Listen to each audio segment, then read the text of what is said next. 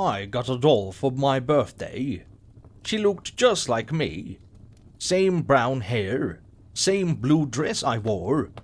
Mommy said she found her at an old shop and knew I'd love her. I named her Lily. Lily was fun at first. We had tea parties and I told her secrets. But then, weird things happened. I'd leave Lily on the chair, but find her on my bed later. Maybe you forgot you moved her, Mommy said, but I knew I didn't. One night, I heard a noise, like tiny feet walking. I peeked from under my covers and saw Lily sitting on my desk, but her eyes were looking at me. It made my heart beat really fast. Next day, I put Lily in the closet. I didn't want to play with her anymore.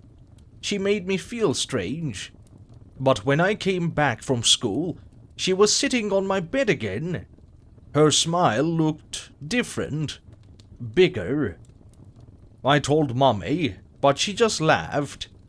Lily's just a doll, she said. Then, the scariest thing happened. It was night, and the moon was bright. I woke up feeling cold. I looked around and I wasn't in my bed.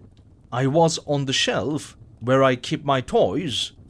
And in my bed, where I should have been, was Lily. She was under my blanket, her eyes closed like she was sleeping. I tried to scream, but no sound came out.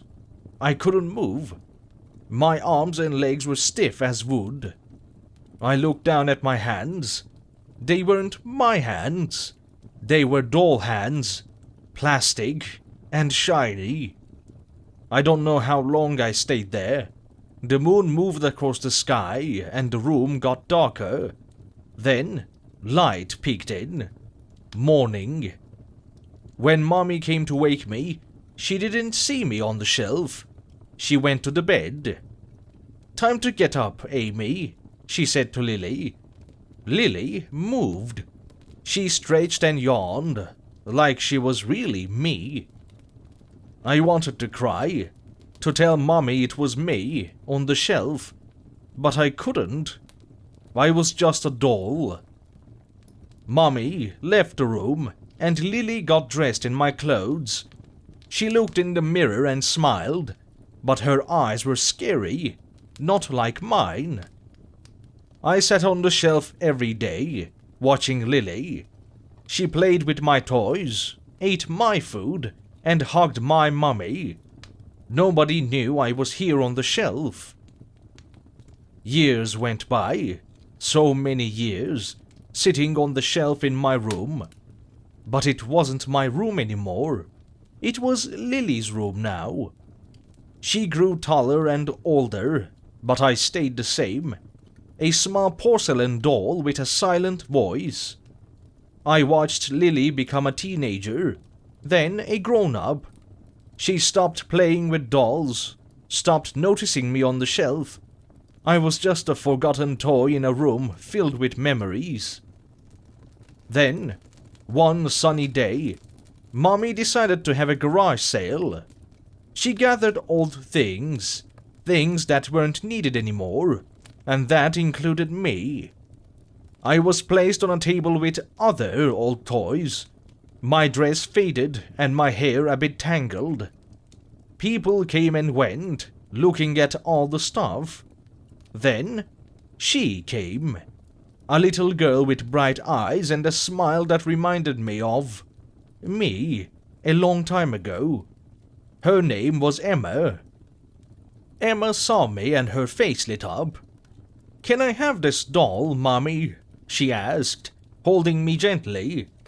Her mom nodded, and that's how I left my old home, tucked under Emma's arm, going to a new place. Emma's room was full of colors and laughter. She played with me every day, telling me stories and secrets, just like I used to do with Lily. She named me Rosie, and I loved that name. It felt new and happy. Then something strange happened. One morning, I felt a tingle in my fingers. It scared me, but also made me hopeful. Each day I felt more and more. My arms, my legs, they started to feel real again. One night, under the moonlight streaming through Emma's window, I felt it. I could move, just a little, but it was movement. My heart, if I still had one, was beating so fast. I closed my eyes, wishing, hoping. When I opened my eyes again, it was morning, but everything was different. I was in Emma's bed, covered in her blanket. I sat up, looking at my hands. They were real hands again. I jumped out of bed and ran to the mirror, but the reflection staring back wasn't mine. It was Emma's face. I touched my face, feeling real skin instead of porcelain.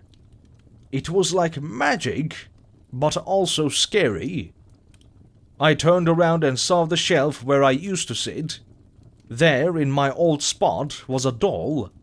It looked just like Emma, with her cute dress and shiny hair. But it wasn't Emma. It was just a doll, still and silent. My heart felt heavy. I understood then. The same thing that happened to me and Lily had happened to Emma. I was free from being a doll, but Emma, she was trapped, just like I had been. I remembered Lily and realized she must have been a real girl too, turned into a doll. The only way to break the doll's curse was for another little girl to take my place. It made me feel sad and guilty. I didn't want Emma to be stuck like I was. But what could I do? I was in Emma's body now. Now I go to her school, play with her friends, and live her life. But every night, I look at the Emma doll on the shelf and whisper, I'm sorry. I wish I could change it, make it all go back to normal. But I don't know how.